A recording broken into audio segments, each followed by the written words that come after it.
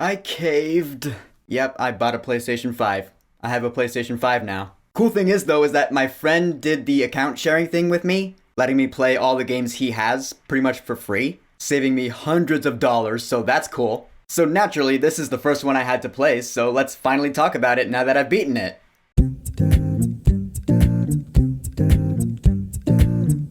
Spider-Man Miles Morales. So Spider-Man Miles Morales is kind of a mini sequel to the original Spider-Man game for PS4. Miles Morales was originally exclusive to PS5. It was released on Steam. I tried playing it that way, but my computer just could not graphically keep up, so I ended up having to refund it. But now I have a PS5, so now I've played it. So in this game, Peter Parker, the OG Spider-Man, he's out of town for a few weeks, leaving the new kid, Miles Morales, to be New York's only Spider-Man for a while. And during that time, he has to take on some bad guys. And here we go. And yeah, this game is a blast. If you love the first game, you're gonna be right at home in this one. I just love Miles Morales as a character, you know? I explained why I love him in my video about the first game. He's such a good person, and this game really nails that point home. He is the Spider-Man for the neighborhood. He looks out for the little guy. This game really gives you a sense of why Miles is so likable, because he is that neighborhood Spider-Man. The way he interacts with the citizens, there is actually kind of some meta in there, where some people are like, you're not Spider-Man, my Spider-Man's the OG. But then over the course of the game, people start warming up to him. He does some good deeds, he helps people out. It does feel like he genuinely cares about everybody in this neighborhood, specifically Harlem. That's just fantastic. He is their friendly neighborhood superhero. And I just love that about Miles Morales. Then we have other characters like Genki, who is pretty much Miles' guy in the chair.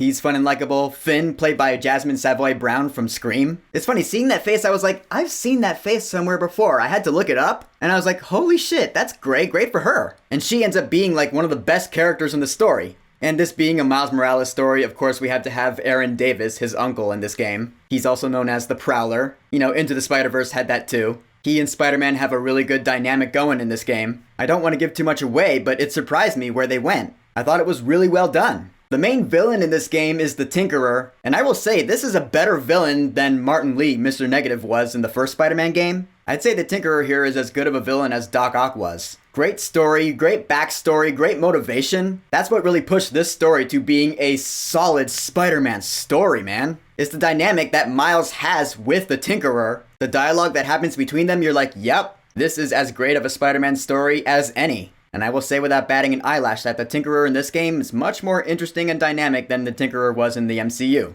I think we can all agree on that. As for the gameplay, it is pretty much the exact same as the first game. You're swinging around New York, you're fighting crime, you're taking on bad guys. The combat's pretty much the same, except Miles can do some things that Peter Parker just cannot do. Like Venom Strike, he has bioelectricity, kind of like Electro. You can use that to your advantage, you can really pummel some bad guys with that. And also he can camouflage, he can turn invisible. You use that when you want to be stealthy. Standard like you did in the first game or the Batman Arkham games. You have a big room with a bunch of bad guys around. You can sneak around, go behind them, and do stealth takedowns. Or you can just go in loud and beat the snot out of them. I like your new place. Is there a phantom anywhere?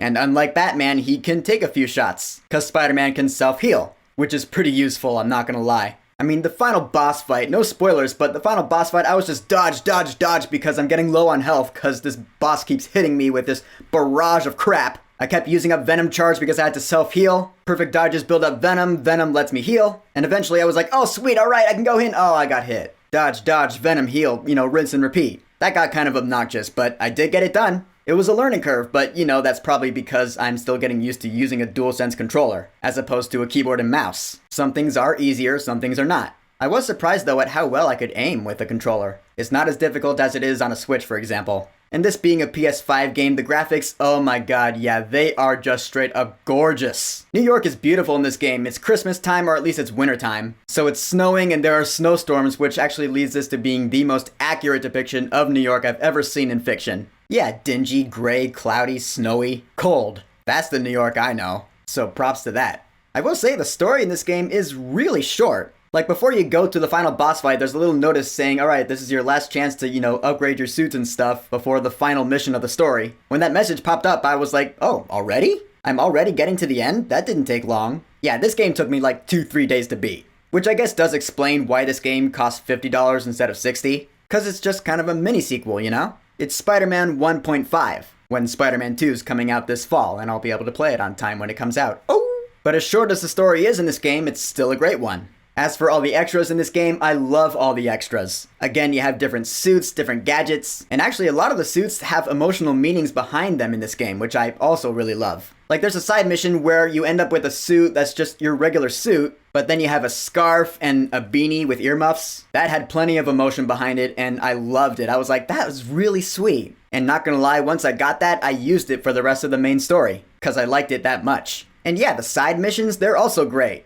That's where you really get a sense of you are helping out the locals in your neighborhood. It's a good feeling, not gonna lie. And then you have things like you're going around collecting time capsules that you and Finn planted around the city back in the day. One of my favorites, one that I just finished, is that Uncle Aaron has you going around the city listening to natural sounds, and you're gonna mix those sounds into beats. That had a really good story to it, which will actually lead me right into the music in this game, the soundtrack. Great stuff. Because it is very Miles Morales. Like when you're swinging around, it has that Spider-Man orchestral sound, but then it has that Miles hip-hop beat to it. Kind of like Spider-Man Into the Spider-Verse. It's a very distinctly Miles Morales thing, which is just another thing that makes him such a great character. That flavor. He is not Peter Parker. He is his own person. The way he swings, it looks different. I mean, there are some things that he does have in common. Like when you're taking out bad guys, he does shoot out quips that are pretty funny. He speaks Spanish. Like when you yank a gun away from someone and then throw it back at them, he'll be like, "Aquí tienes!" I laughed out loud at that. It's hilarious. I'll say, you can pull off some sick combos in this game. I mean, punch, uppercut, web strike, dodge, vault. All sorts of stuff that makes you feel like a badass Spider-Man. Never a bad thing.